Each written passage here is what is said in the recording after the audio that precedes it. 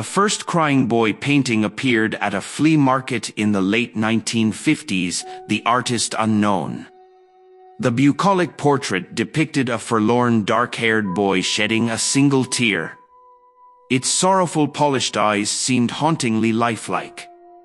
The painting became wildly popular as prints spread rapidly across England and beyond over the following decades. Thousands of identical crying boy images donned living room walls in homes worldwide. But a disturbing phenomenon was noted early on. Fires frequently ravaged the houses displaying these mournful portraits, leaving only the painting unscathed amidst the ruins.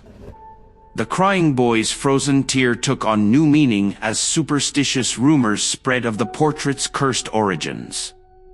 Some theorized the paintings channeled tragedy and suffering into the homes, acting as an ill omen or even dark magnet for misfortune. Whatever the cause, the correlation was undeniable. Owning a crying boy put your household at higher risk of catastrophic fires. Coverage reached a fervor in the 1980s as tabloids warned of the curse, and desperate families demanded investigations into the dangerous portraits they now sought to destroy. Firing ranges were employed to shoot holes through the haunting faces. Local councils held mass bonfires to incinerate the ominous crying boys by the score. But I know the real untold story behind the painted sorrow that gripped England in those dark decades. For I was there in '87 when the terrible truth came to light in the inferno's glow. I had taken a summer job with a small Yorkshire moving company to fund my photography hobby. It was grueling work, but introduced me to locals of all types, including the reclusive old painter, Mr. Thurgood. Barmy artist types were common in our village. But even we considered Thurgood peculiar, a rail-thin shut-in who covered his windows and decorated his home with bizarre tribal masks. The rare times we glimpsed him retrieving supplies, his sunken eyes radiated deep torment. In 32 years, we'd never been hired to move any of Thurgood's possessions, until the council eviction notice came. The derelict row house he'd inhabited was condemned, forcing Thurgood into a care facility. My crew arrived that final day to empty and inspect the property before demolition. As we navigated the crowded rooms, eerie tribal faces peered out of the gloom. Thurgood's own paintings also adorned each surface: pastoral scenes, boating lakes, village churches, and most prominently, dozens of framed crying boy portraits. Their dark gazes followed us through the dusty air as we worked. In one locked room, we found a disturbing altar surrounded by melted candles and fetishes.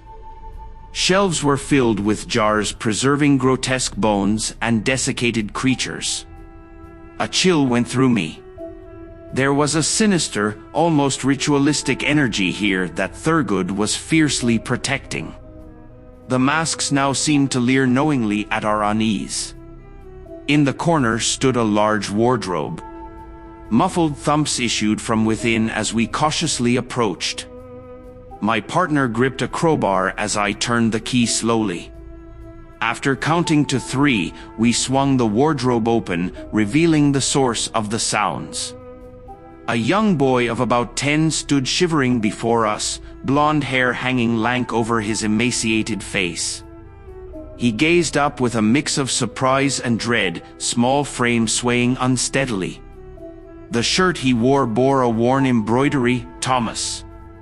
Even standing, he barely reached my shoulder. Thomas flinched at our questions, eyes darting about like a cornered animal. In a tiny rasping voice, he gradually explained Thurgood was protecting him from dangerous outsiders. He had lived here in seclusion his whole life, forbidden from leaving the grounds. My nausea grew as the horrific truth dawned. Thurgood had kept this boy secreted away as a virtual captive his entire life. No doubt the product of some deranged ritual or delusion. We ushered Thomas gently out to the authorities waiting curbside. Seeing the open sky and passing people for the first time overwhelmed the boy with simultaneous euphoria and terror. In his confinement, the world itself had become the enemy. As Thomas recounted his harrowing story to police, dark speculation swirled. Thurgood had seemingly used the child as artistic inspiration for his mass-produced crying boy paintings over the decades. Their melancholy depths reflected Thomas's own stolen childhood, a commodity replicated and sold like cheap trinkets. Even now free, the boy could barely speak above a whisper, his weary eyes filled with untold sadness. I still wonder if he was ever able to acclimate to normal life or find happiness after that trauma. That night, as if enraged by Thomas's escape, a ferocious blaze engulfed Thurgood's studio, spreading rapidly. We watched solemnly with the villagers as the cursed place that had entombed a boy's life burned to ash.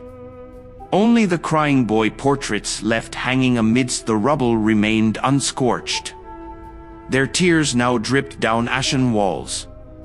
In the aftermath, officials discovered Thurgood's diary describing his attempts to harness malevolent spirits through ritual and sacrifice for his artistic benefit. The house had been deliberately designed as conduit to channel dark forces from beyond our realm. Thomas was meant as both sacrificial gift and eternal muse, adversity and pain distilled on canvas to evoke catharsis. Thurgood cruelly exploited the boy's anguish, replicating his visage as the mass-produced crying boy's. Those images had served as an unconscious focusing ritual, opening portals into homes and lives for darker energies to seep through. Nothing mystical, but the sheer invocation of suffering and trauma carried power enough to attract kindred darkness. Like recognized like. The fires were not mere coincidence or bad luck, as many believed, but manifestations bursting through our reality's fragile veil wherever the paintings attuned the environment toward inner pain and turmoil. Now their true cost was tragically understood. Whether by accident or ritual design, the crying boy paintings channeled grief and invoked cruel forces that left tragedy in their wake. Through art's power, horror took form, both in the young muse's reality and in the homes that displayed his despair. But at long last, the propagators of misery were gone. Their dark legacy purified in cleansing flame under the night's watchful stars. Those haunting portraits still resurface at antique stores and estate sales to unnerve owners anew.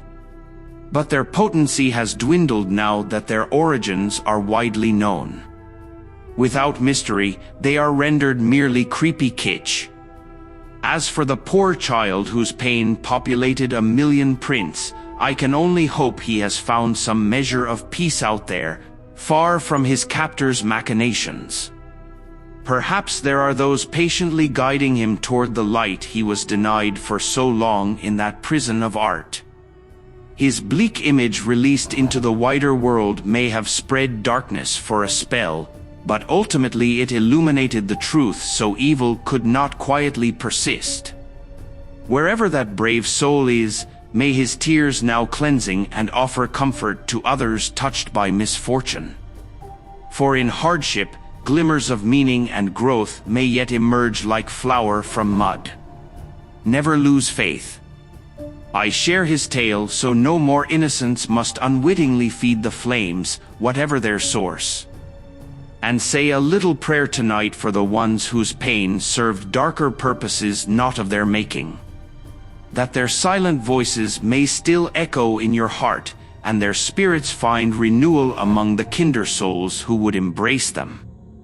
For even in the darkest corners may flicker a humble light, waiting to lead them home.